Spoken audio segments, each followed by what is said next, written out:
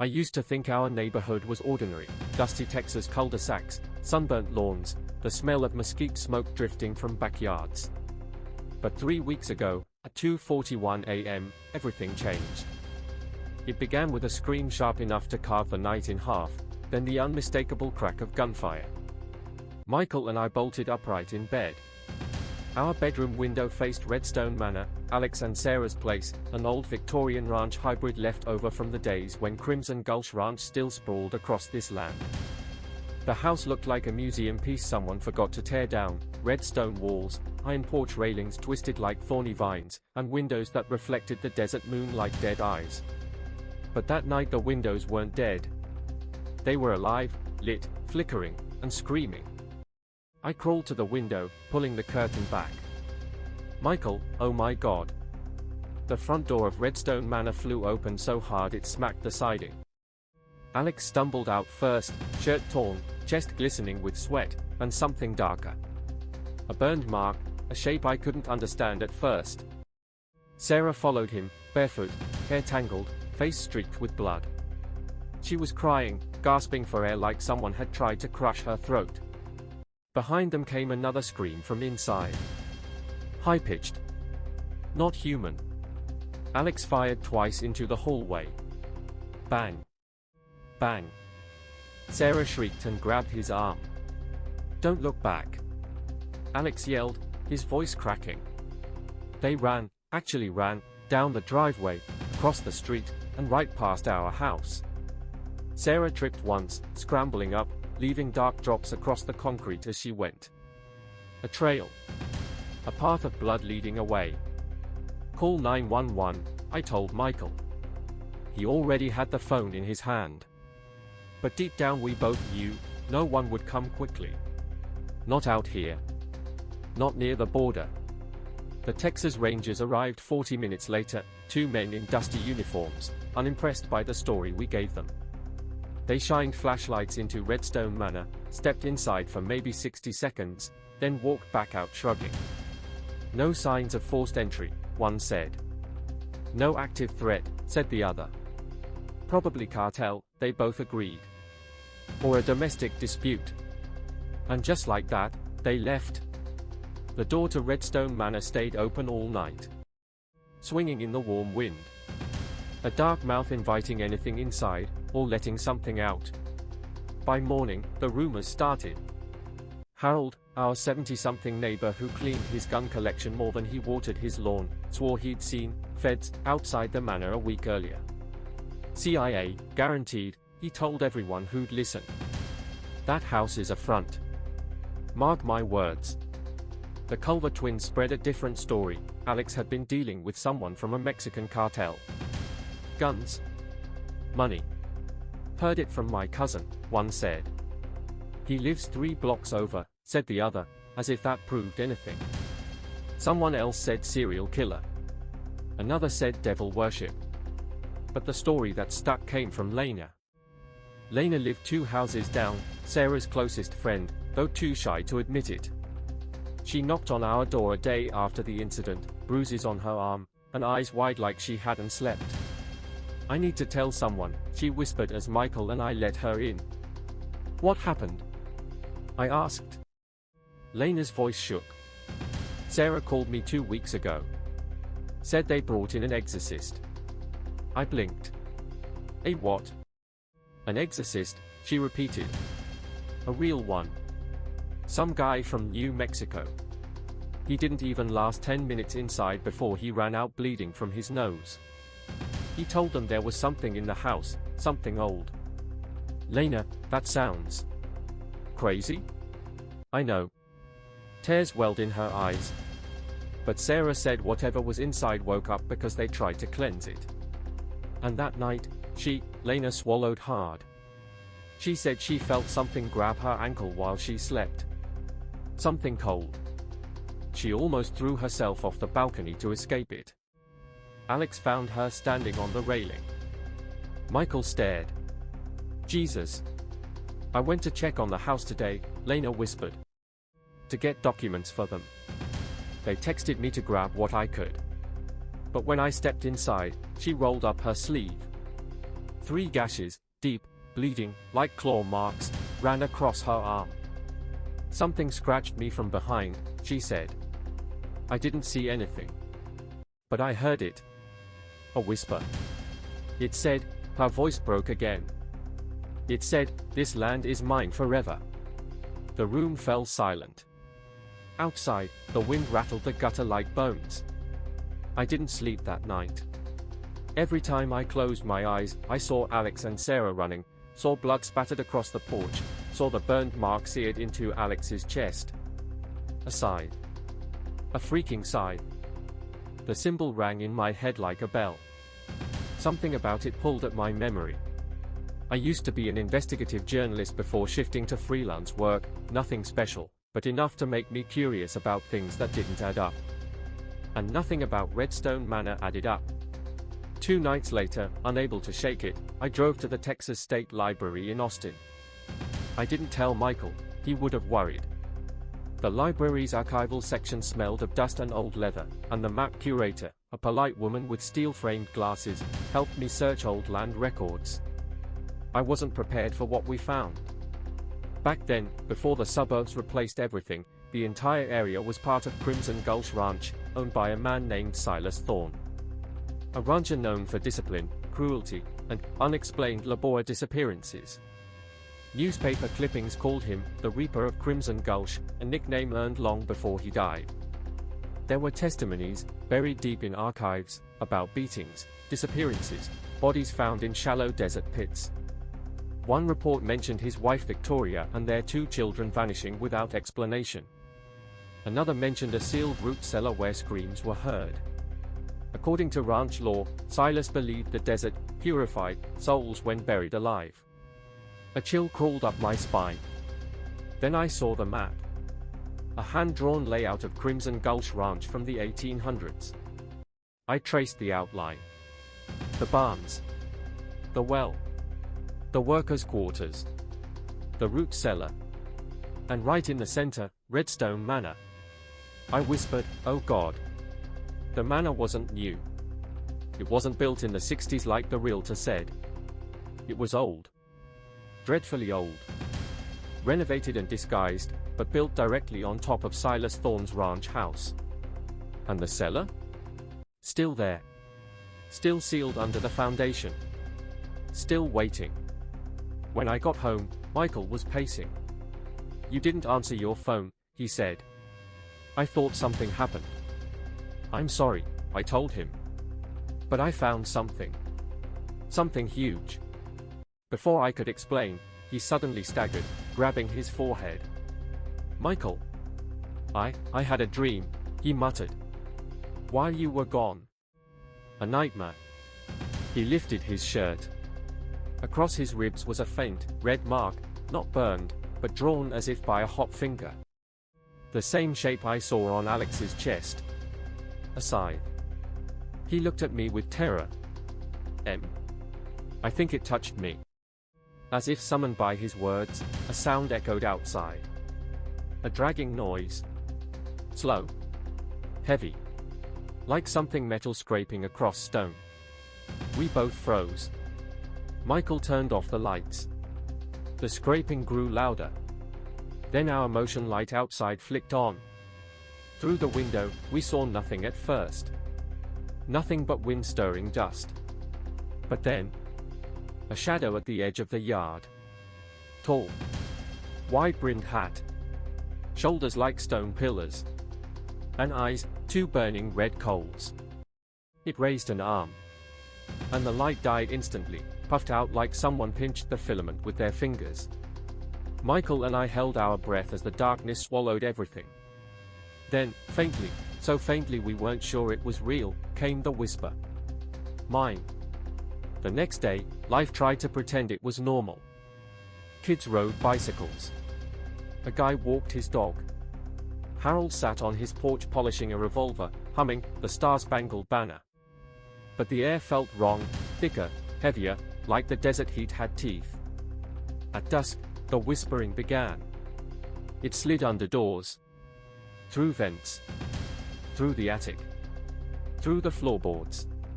Soft, rhythmic whispers, male, rasping, foreign and ancient. The language tasted like dust and blood. Michael covered his ears. "Make it stop. God, make it stop." I grabbed his hand. "We need to tell someone. The Rangers, the sheriff." "No," he said quickly. "They won't believe us." And his voice lowered. What if we're marked? Like Alex and Sarah?" The thought hollowed my ribs. The whispering grew louder. Then a scream tore through the neighborhood, sharp, frantic. Not ours. Someone else. Coming from Redstone Manor. Michael and I ran outside without thinking. The front door of the manor stood open again, just like that first night. But this time, someone was inside. Tyler. The teenage pizza delivery kid with the mop of curls, whose old Honda Civic we recognized instantly. "Tyler!" I shouted. "What are you doing?" He turned toward us from the doorway, pale, eyes wide. "Hey, hi Miss Emily." I think somebody left an order." The receipt had this address, so A hand shot out of the darkness. Not human. Gray. Elongated. With nails like rusted blades. It grabbed Tyler by the neck and yanked him inside. He didn't even finish screaming. The door slammed shut. Michael grabbed my arm. "Emily, don't." But Tyler was just a kid. And something primal in me refused to leave him. "We have to go," I said. "Now."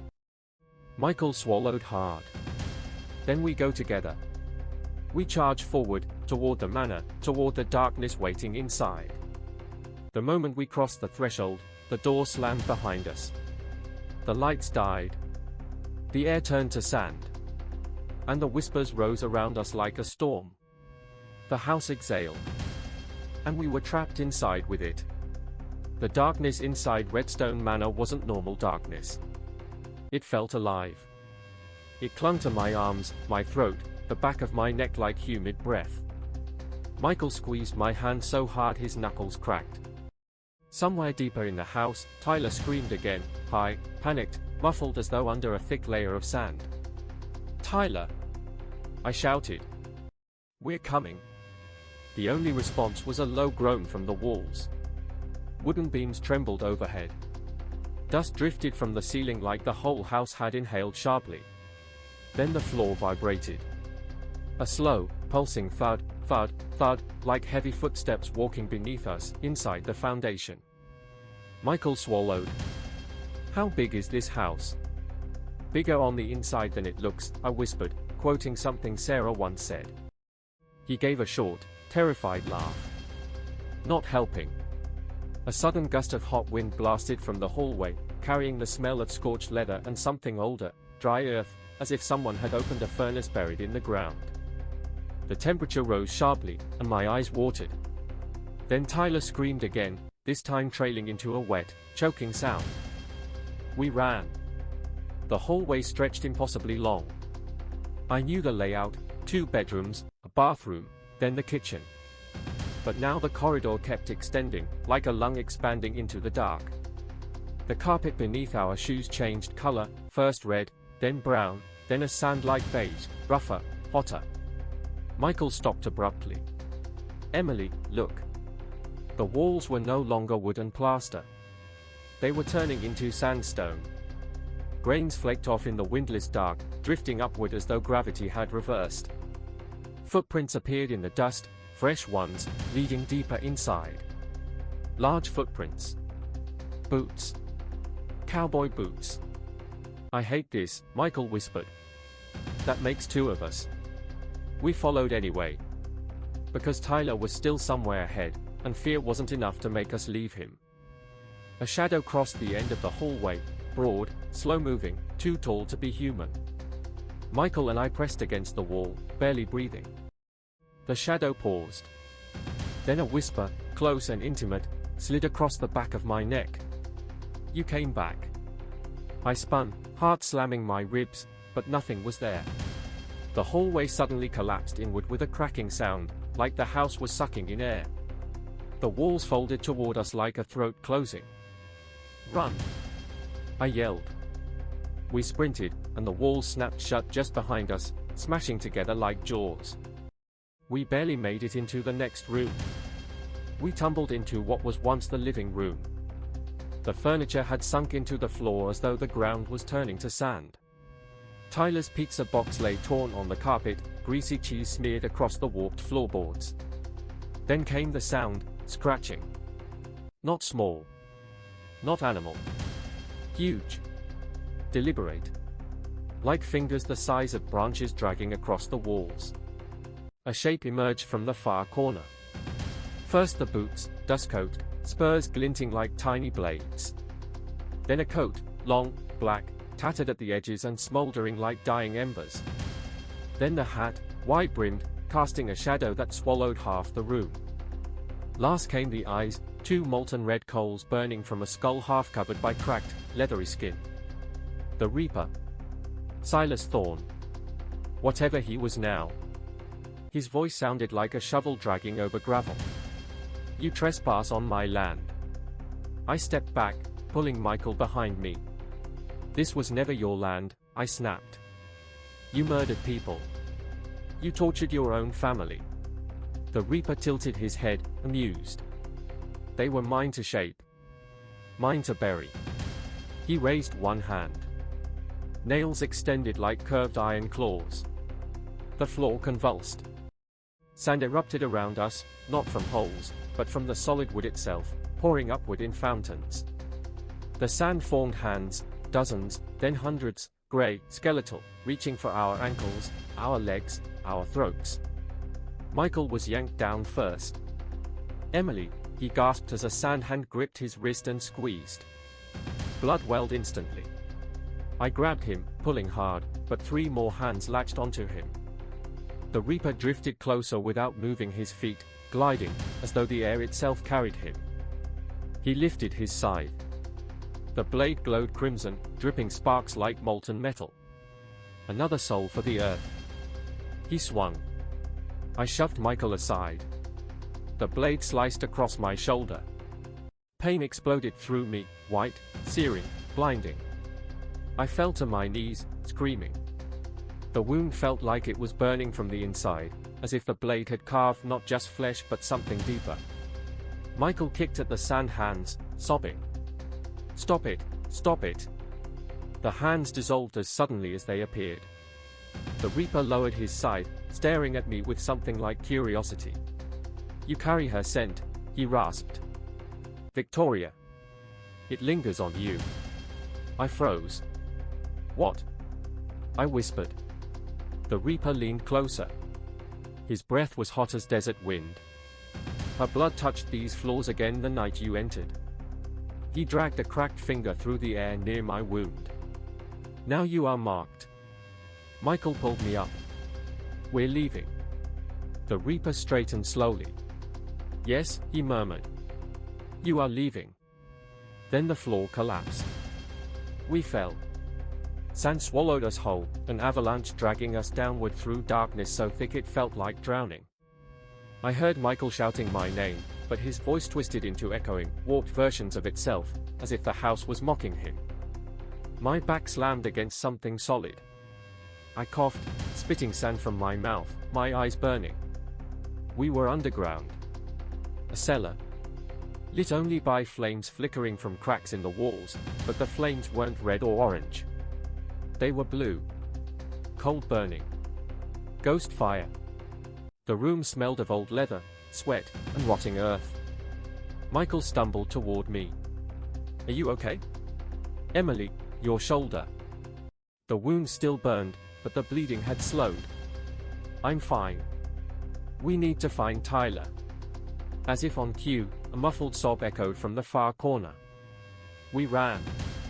Tyler lay half buried in sand, only his face and hands visible. His skin was pale, eyes wide with shock. "Help me," he whispered. "Please." We dug him out, pulling him free. Michael checked him.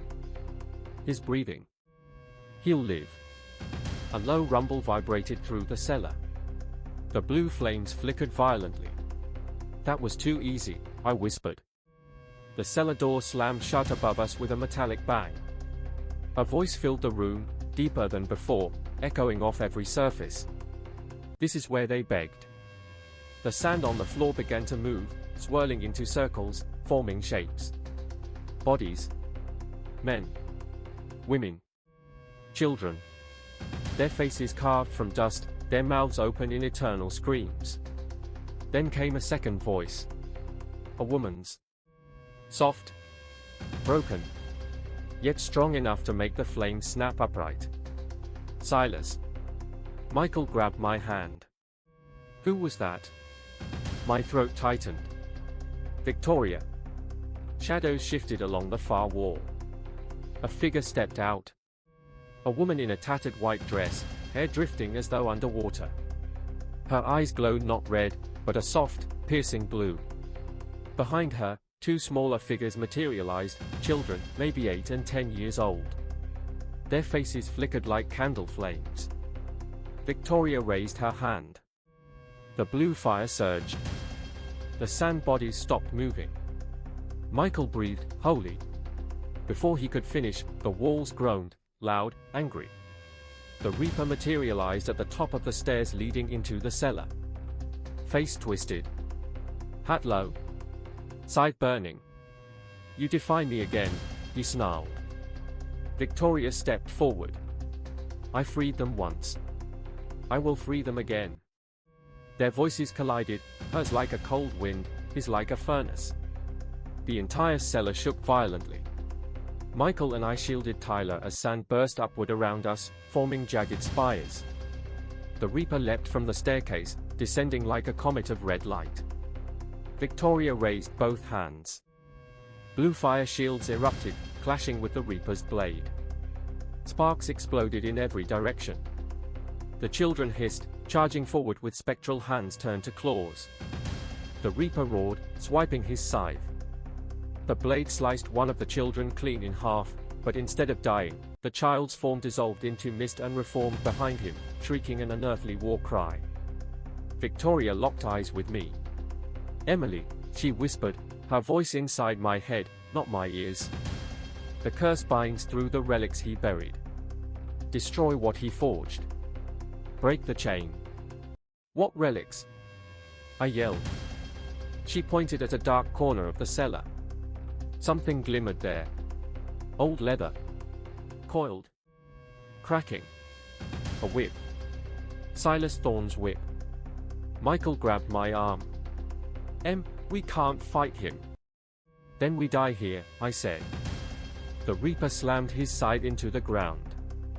A shockwave blasted outward, throwing Victoria and the children against the wall. Their forms flickered like dying flames. Michael shielded Tyler. Emily, G.O. I sprinted toward the relics. The Reaper turned toward me, voice rising into a furious roar. You are mine. Victoria screamed, Emily, do not let him touch you. The Reaper lunged. I grabbed the whip. Something inside it pulsed, alive, like a heart. The cellar floor split open beneath my feet, revealing a swirling vortex of sand and fire, a gateway descending into an even deeper hell. The Reaper's shadow fell over me. He raised his scythe. Michael screamed my name. Victoria hurled blue fire at Silas, slamming into him, forcing him to stagger back just enough for me to breathe. And as the vortex opened wider, sucking everything downward, I realized. This wasn't just a cellar. This was where Silas buried his sins.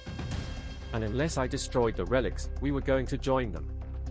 The vortex widened fast, too fast, dragging sand, debris, and blue flame toward its center. The roar was deafening, like a desert storm trapped underground.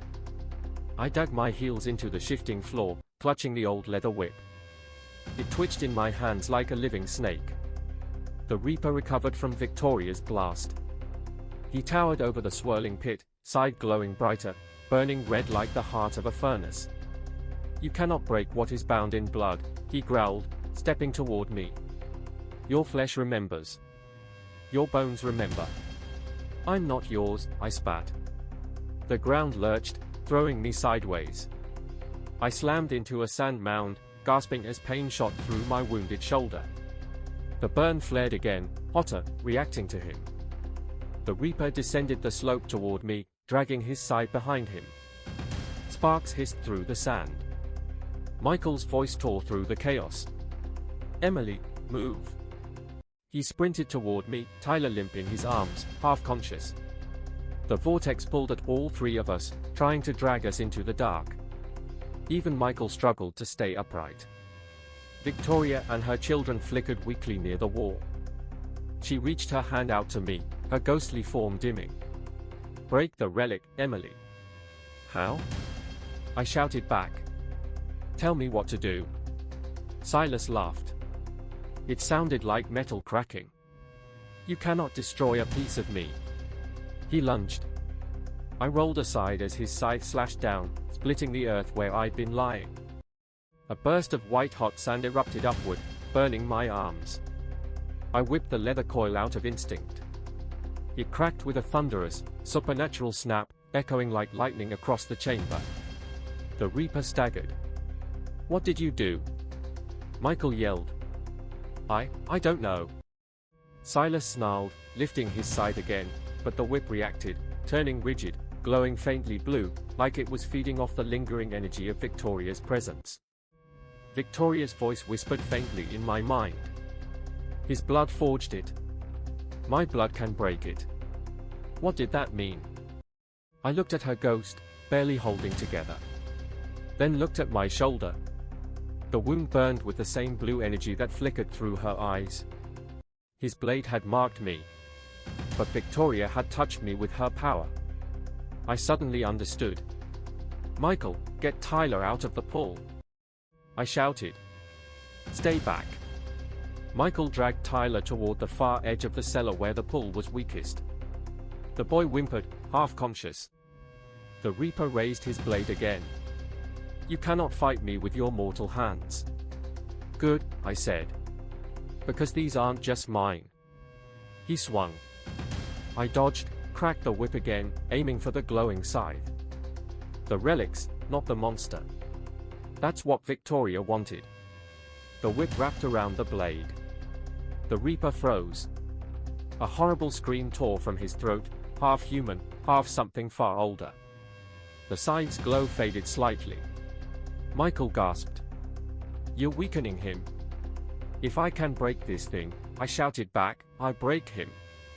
Silas roared, yanking the scythe upward, throwing me into the air. I hit the ground hard, rolling across the sand, losing my breath. My fingers tightened around the whip. I forced myself to stand. He charged at me, dragging the scythe. The ground cracked from the force of each step. The vortex grew, flames rising higher. I had one shot. The whip pulsed again, blue lines crawling up the leather-like veins. As Silas swung, I raised the whip in both hands and slammed it against the scythe with everything I had left. A shockwave exploded outward. The scythe shattered, not into pieces, but into light. Crimson shards burst upward, then dissolved into burning red dust. The Reaper's scream shook the entire cellar. His body fractured, red cracks splitting across his chest, arms, face. His hat dissolved first, turning into ash. Then his coat. His boots. His skin peeled away in strips of glowing embers. He dropped to his knees, glaring at me with what remained of his molten eyes. "You have no right to my land." "It was never yours," I said. And neither were they.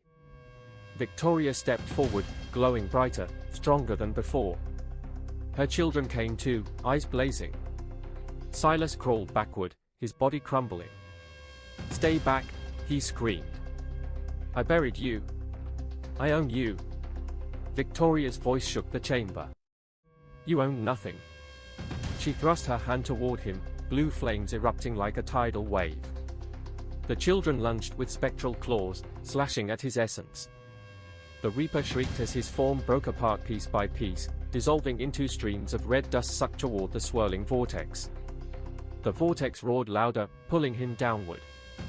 Silas clawed at the sand, trying to hold himself together, but he was becoming nothing, just scattered embers and smoke. Victoria turned to me, her face softening. "Thank you." Then she and her children leapt into the vortex after him, dragging the last remnants of Silas Thorne into the pit of burning desert below.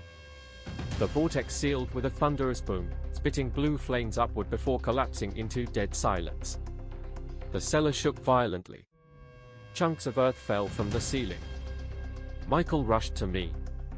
"Emily, we have to go, now." We grabbed Tyler and sprinted up the broken cellar stairs as the room collapsed behind us. Redstone Manor was ripping itself apart. Walls cracked, floors split open, windows shattered as though the entire house was letting out its final, dying wail. Sand poured from every crevice, flooding the rooms until we were wading through it. Michael coughed. "The front door, G.O." We shoved through the hallway, now half the length it used to be, and burst into the living room. The door loomed ahead, hanging crooked on its hinges. The walls convulsed violently. Sand hands erupted again, hundreds, grabbing at our ankles, our clothes, our arms. Michael lost his footing. No, let me go." I grabbed his hand with my good arm. "Michael." The hands tightened around him. Tyler groaned on Michael's shoulder. My injured shoulder throbbed, flaring bright blue beneath my skin. I screamed against the pain and dragged Michael forward with everything I had. 1 step. 2. 3. We broke free of the hands just long enough to dive through the collapsing doorway as Redstone Manor let out one final, monstrous groan. The house imploded inward, sucked into itself, crashing into a heap of stone and sand. Blue flames burst from the windows and then went dark. Then, silence. Real silence. The desert wind picked up, carrying the scent of scorched earth. We had survived. But we weren't alone. Across the ruins, faint blue lights hovered, Victoria and her children, watching us. She smiled softly. Her youngest child waved. Then, like dust caught in a breeze, they faded away. Days passed. The rangers returned, called by neighbors who heard the collapse. They blamed a structural failure. Sinkholes. Bad soil, they said. No one believed the truth, not even Harold, though he gave us a long, suspicious stare over his American flag. Alex and Sarah sent a message from out of state. They never planned to return. Tyler recovered. His family moved a few towns over. But the mark on my shoulder didn't fade. On the first full moon after the collapse, I woke to an icy glow pulsing beneath my skin, shaped like a faint, ghostly scythe. Michael touched it gently. "Does it hurt?" "No," I said. But it didn't feel gone, either. That land may have lost Silas Thorne. But something had passed on into me. A warning. A scar. A tether. Some curses die slowly. Some wait. And sometimes, things buried in the desert aren't finished with the living. I looked out the window toward the